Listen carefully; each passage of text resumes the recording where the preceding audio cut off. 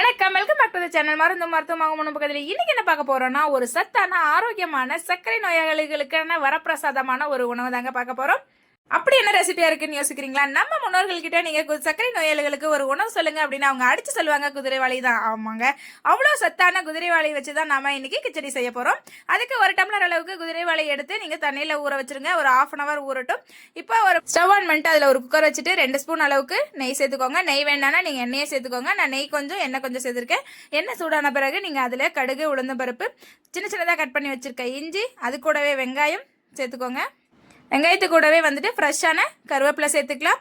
இது ரெண்டும் வணங்குறதுக்காக நம்ம கொஞ்சமாக இதில் உப்பு ஆட் பண்ணிக்கலாம். வெங்காயம் நல்லா வதங்கின பிறகு இதில் 2 பச்சை மிளகாய் கட் பண்ணி வச்சுருக்கேன், அதே சேர்த்துக்கலாம். அது கூடவே உங்களுக்கு தேவையான காய்கறிகள்லாம் சேர்த்துக்கோங்க. நான் இன்றைக்கி கேரட், பீன்ஸ், உருளைக்கிழங்கு, பட்டாணி எடுத்திருக்கேன். காயெல்லாம் நல்லா வதங்கின பிறகு நம்ம 1 கப் அளவுக்கு குதிரைவாளி எடுத்திருந்தோம் அப்படின்னா 3 கப் அளவுக்கு தண்ணி ஊற்றணும் அப்படின்னா நான் கரெக்டாக இருக்கும். 3 கப் தண்ணி ஊற்றிட்டு நல்லா கொதிச்ச பிறகு நம்ம அதில் குதிரைவாளி அரிசி சேர்த்துக்கலாம். அரிசி சேர்த்துட்டு குக்கர் க்ளோஸ் பண்ணிவிட்டு 4 விசில் அளவு விட்டோம் அப்படின்னா நம்மளோட சுவையான குதிரைவாளி கிச்சடி ரெடி ஆகிடும். சும்மா சொல்லலைங்க, நம்மளோட பாரம்பரிய உணவில் அவ்வளோ சத்துக்கள் இருக்குது. இப்போ நம்மளோட குதிரைவாளி எடுத்துட்டோம்னா அதில் ஏராளமான புரதச்சத்து, கால்சியம் சத்து, நார்ச்சத்து இருக்குது.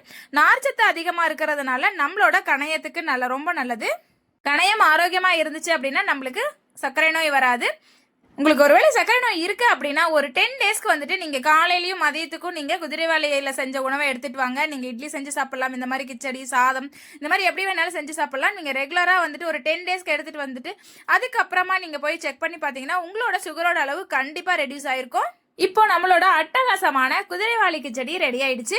கண்டிப்பா குதிரைவாளி கிச்சடியை நீங்க வீட்டில் ட்ரை பண்ணி பாருங்க. உங்களுக்கு ஆரோக்கியமான ரெசிபி பத்தி தெரிஞ்சுக்கணும் அப்படின்னா கொல்லிமலை நேச்சுரல் ஸ்டோர் சேனலை சப்ஸ்கிரைப் பண்ணிக்கோங்க.